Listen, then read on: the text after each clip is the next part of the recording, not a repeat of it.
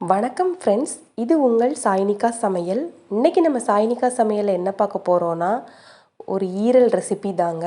ஈரல்னு உடனே நீங்கள் நான்வெஜ்ஜுன்னு நினச்சிடாதீங்க, இது வெஜ் ஈரல்.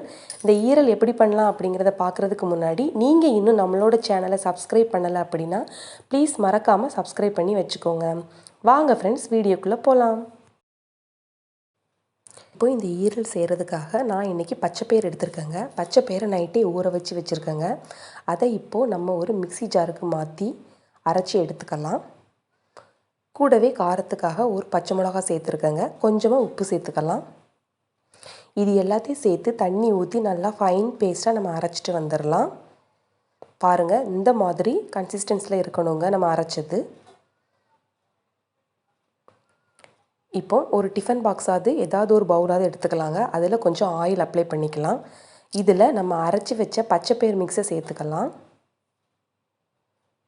இப்போ ஒரு பாத்திரத்தில் ஒரு ஸ்டாண்டு போட்டிருக்கேங்க, தண்ணி ஊற்றிருக்கிறேன். அதில் நம்ம இந்த பச்சைப்பயிறு மிக்ஸை வச்சு ஒரு மூடி போட்டு வேக வச்சுக்கலாங்க. இது வேகிறதுக்கு குறைஞ்சது ஒரு 20 நிமிஷம் ஆகுங்க. இப்போது ஓப்பன் பண்ணி ஒரு ஸ்பூன் வச்சு குத்தி பார்க்கலாம். பாருங்கள், ஸ்பூனில் எதுவுமே ஒட்டலை. பச்சைப்பயிறு நல்லா வெந்துருச்சுங்க. இப்போ இதை நம்ம கீழே இறக்கி வச்சிடலாங்க.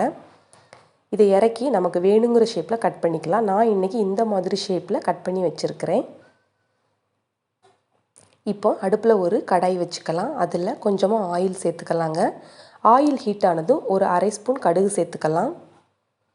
கடுகு நல்லா பொரிஞ்சதும் ஒரு அரை ஸ்பூன் பெருஞ்சீரகம் சேர்த்துக்கலாம். ரெண்டும் நல்லா பொரிஞ்சதுக்கப்புறமா நம்ம நறுக்கி வச்சுருக்கிற ஒரு பெரிய சைஸ் வெங்காயத்தை சேர்த்துக்கலாங்க. வெங்காயத்தை நீள வாக்கில் நம்ம நறுக்கி வச்சுக்கலாம். இது எல்லாத்தையும் சேர்த்து நம்ம நல்லா வணக்கி விட்டுக்கலாம். பாருங்கள், வணக்கியாச்சு. இப்போது இஞ்சி பூண்டு பேஸ்ட் நம்ம ஆட் பண்ணிக்கலாங்க. ஒரு ஸ்பூன் இஞ்சி பூண்டு பேஸ்ட் சேர்த்துருக்கிறேன் நான் இன்றைக்கி. இஞ்சி பூண்டோட பச்சை வாசனை போகிற வரைக்கும் நம்ம நல்லா வணக்கி விட்டுக்கலாம். இப்போது ஒரு மீடியம் சைஸ் தக்காளியை குட்டி குட்டியாக கட் பண்ணி அதையும் இதில் சேர்த்துடலாங்க. தக்காளியை நம்ம நல்லா வணக்கி விட்டுக்கலாம். இதுக்கு தேவையான அளவு உப்பு சேர்த்துக்கலாங்க. ஆல்ரெடி பச்சைப்பயிறு நம்ம உப்பு போட்டு தான் அரைச்சிருக்கிறோம். ஸோ கொஞ்சம் கம்மியாகவே சேர்த்துக்கலாம். பாருங்கள், நல்லா வணக்கியாச்சு. இப்போது இதுக்கு தேவையான மசாலா சேர்த்துக்கலாங்க. நான் இன்றைக்கி ஒரு ஸ்பூன் அளவுக்கு சிக்கன் மசாலா சேர்த்துருக்கிறேன். கூடவே கொஞ்சமாக மஞ்சள் தூள் சேர்த்துருக்கிறேன். ஒரு 1/4 ஸ்பூன் அளவுக்கு கரம் மசாலா தூள் சேர்த்துருக்கிறேன். இது எல்லாத்தையும் சேர்த்து நம்ம நல்லா கிளறி விட்டுறலாங்க. அந்த மசாலா எல்லாம் எண்ணெயில் நல்லா வெந்து வரட்டும். பாருங்கள், நல்லா வணக்கி விட்டாச்சு.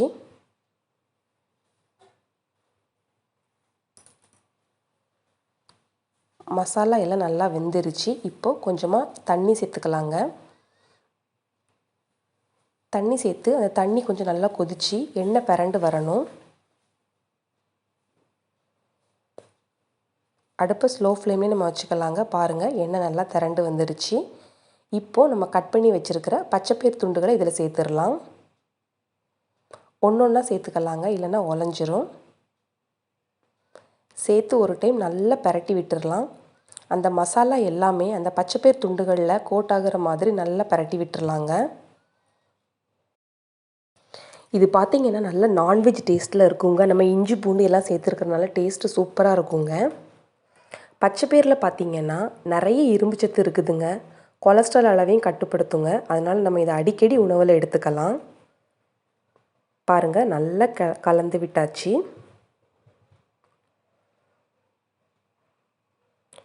இப்போ நம்ம கொஞ்சம் மல்லி இலையும் கருவேப்பிலையும் இதில் தூவிக்கலாங்க.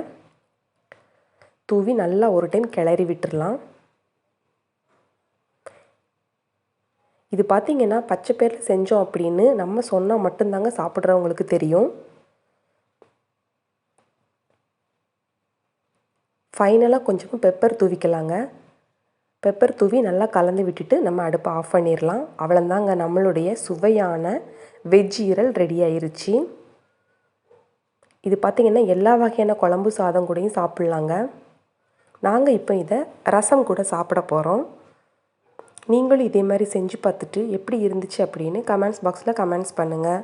மறக்காமல் நம்மளோட சாய்னிகா சமையலை சப்ஸ்கிரைப் பண்ணுங்கள். உங்களுக்கு இந்த வீடியோ பிடிச்சிருந்துச்சு அப்படின்னா லைக் பண்ணுங்கள், ஷேர் பண்ணுங்கள். தேங்க்ஸ் ஃபார் வாட்சிங்.